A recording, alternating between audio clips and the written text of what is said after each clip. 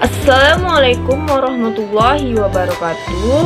Perkenalkan, saya Sherin Triana dengan NIM 2114080011 akan mereview materi biologi umum yang materi kelima tentang bioteknologi. Kita masuk ke pembahasan pertama, pengertian bioteknologi dan rekayasa genetika. Bioteknologi merupakan pemanfaatan organisme hidup untuk menghasilkan produk barang dan jasa yang bermanfaat bagi manusia. Istilah bioteknologi pertama kali dikemukakan oleh Karl Ereky, seorang insinyur Hongaria pada tahun 1917, untuk mendeskripsikan produksi babi dalam skala besar dengan menggunakan bit gula sebagai sumber pakan. Rekayasa genetika adalah upaya untuk melakukan modifikasi molekul genetik dari suatu organisme sehingga diperoleh sifat baru yang dimiliki. Contoh dari rekayasa genetika adalah rekombinasi DNA, pembuatan insulin, dan vaksin hepatitis. Masuk pembahasan yang kedua tentang sejarah singkat dan perkembangan bioteknologi. Bioteknologi bukanlah ilmu yang baru dalam peradaban manusia. Bioteknologi telah dilakukan sejak zaman dahulu, antara lain untuk menghasilkan minuman beralkohol dan makanan yang difermentasikan. Bioteknologi mengalami perkembangan secara bertahap, karena pada saat itu belum diketahui bahwa makanan produk fermentasi merupakan hasil kerja mikroorganisme. Bioteknologi dimensi baru bioteknologi mikroba dimulai sejak 1857 setelah Louis Pasteur menemukan bahwa fermentasi yang terjadi dalam pembuatan anggur merupakan hasil kerja mikroorganisme. Makanan atau minuman yang diproduksi melalui proses fermentasi antara lain tempe, tape, tua, anggur, dan yogurt. Masuk ke pembahasan yang ketiga, yaitu proses pengklonan gen atau gen cloning. Pengklonan dengan istilah cloning, bahasa Inggris dari cloning dalam biologi adalah proses menghasilkan individu-individu dari jenis yang sama atau populasi yang identik secara genetik. Pengklonan merupakan proses produksi aseksual yang biasa terjadi di alam dan dialami oleh banyak bakteri, serangga, atau tumbuhan. Dalam bioteknologi, pengklonan merujuk pada berbagai usaha-usaha yang dilakukan manusia untuk menghasilkan salinan berkas DNA atau gen, sel, atau organisme.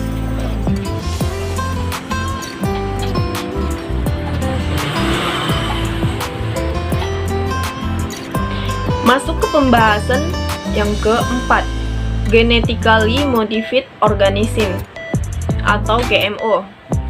GMO merupakan organisme yang gen-gennya telah diubah dengan menggunakan teknik rekayasa genetika. Produk rekayasa genetika diklasifikasikan menjadi 4 macam.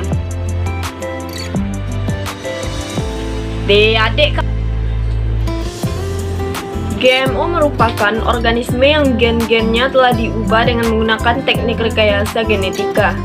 Produk rekayasa genetika diklasifikasikan menjadi 4 macam, yaitu generasi pertama, satu sifat, generasi kedua, kumpulan sifat, generasi ketiga dan keempat, intergenik, dan cisgenik. Adapun produk rekayasa genetika pada tanaman di Indonesia diantaranya adalah padi, tomat, tebu, singkong, dan kentang. GMO sendiri adalah ilmu yang relatif baru dikembangkan dan menciptakan gen baru dari tanaman, hewan, bakteri, dan gen virus yang tidak terjadi di alam atau melalui metode persilangan tradisional. Pembahasan yang kelima, proses dan tujuan rekayasa gen pada mikroba dan tumbuhan. 1. Rekayasa pada mikroba. Dengan rekayasa genetik dihasilkan hormon pertumbuhan hewan yaitu BST melalui teknik 1. Plasmid bakteri Escherichia coli atau E. coli dipotong dengan enzim endonuklease. Yang kedua, gen somatotropin sapi diisolasi dari sel sapi. 3. gen somatotropin disisipkan ke plasmid bakteri. 4. Bakteri yang menghasilkan bovin somatotropin ditumbuhkan dalam tangki fermentasi. 5. Bovin somatotropin diambil dari bakteri dan dimurnikan. Yang kedua, rekayasa pada tumbuhan. Melalui suatu sistem tertentu, sel tanaman yang membawa gen tersebut dapat dipisahkan dari sel tanaman yang tidak membawa gen. Tanaman pembawa gen ini kemudian ditumbuhkan secara normal.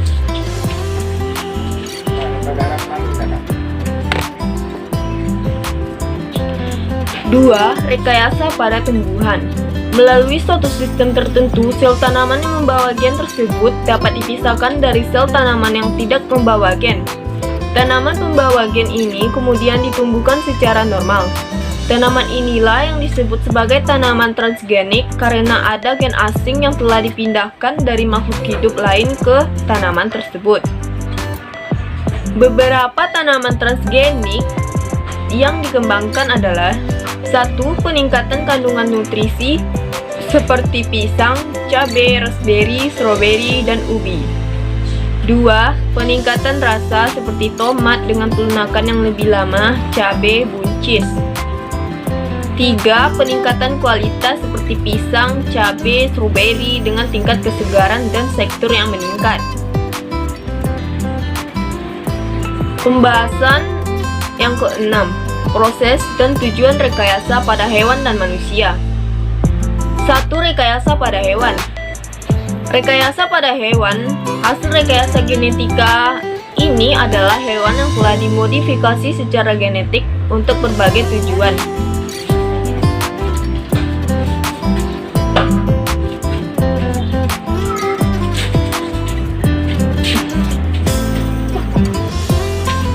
Satu, rekayasa pada hewan. Hewan hasil rekayasa genetika ini adalah hewan yang telah dimodifikasi secara genetik untuk berbagai tujuan termasuk memproduksi obat, meningkatkan hasil, memperkuat daya tahan terhadap penyakit. Sebagian besar hewan yang dimodifikasi secara genetik masih dalam tahap penelitian. Hanya sedikit sekali yang sudah beredar di pasaran. Yang kedua, rekayasa gen pada manusia. Rekayasa genetika ini juga disebut modifikasi genetika adalah manipulasi langsung gen suatu organisme menggunakan bioteknologi. Hal ini merupakan satu set teknologi yang digunakan untuk mengubah susunan genetik dari sel, termasuk transfer gen-gen yang berada di melintasi batas spesies untuk menghasilkan organisme yang meningkat.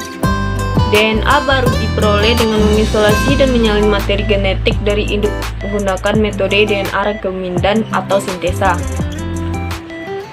Pembahasan yang terakhir tentang bioteknologi yaitu pembahasan tentang nilai-nilai Islam yang berkaitan dengan bioteknologi. Bioteknologi berperan penting di kehidupan. Hal ini berkaitan dengan surat Al-Anbiya ayat 107 yang berbunyi,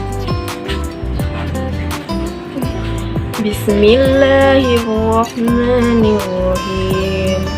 Wa ma arsalnaka ila rahmatan lil alamin, yang artinya, dan kami tidak mengutus engkau Muhammad melainkan untuk menjadi rahmat bagi seluruh alam.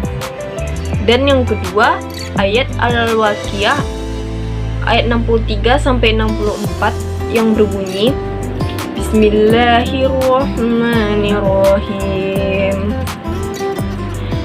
Afara'aytum ma tahrusun antum tasra'unahu am nahnu zari'un, yang artinya, maka terangkanlah kepadaku, wahai pengingkar, tentang benih yang kamu tanam di ladang. Kamulah yang menumbuhkannya hingga menjadi tanaman, atau kamikah yang menumbuhkannya hingga menjadi besar dan berbuah? Dengan cara mengemukakan pertanyaan, Allah mengungkapkan kepada manusia bahwa sebagian besar dari mereka lupa akan keagungan nikmat yang diungkapkan tersebut, walaupun mereka merasakan kelezatan nikmat-nikmat tersebut sepanjang masa. Sekian hasil review misteri yang kelima tentang bioteknologi. Mohon maaf bila ada kesalahan. Wabillahi taufiq wal hidayah. Wassalamualaikum warahmatullahi wabarakatuh.